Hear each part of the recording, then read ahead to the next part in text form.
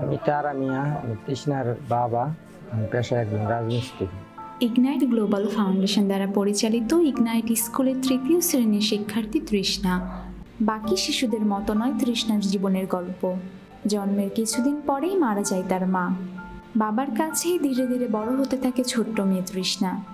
অভাবের সংসারে যেখানে জীবনের দায় মেটানোই কঠিন, সেখানে লেখাপড়া করার স্বপ্ন শুধু স্বপ্নই থেকে যায়।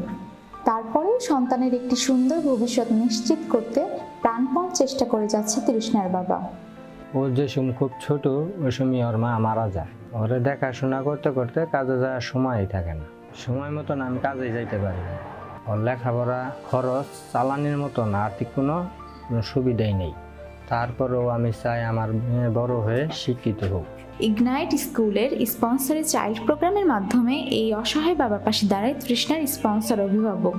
দায়িত্ব নেন ওর সব লেখাপড়ার খরচের। তৃষ্ণার মতো প্রতিনিয়ত সংগ্রাম করে যাচ্ছে আমাদের আরও অনেক শিক্ষার্থী।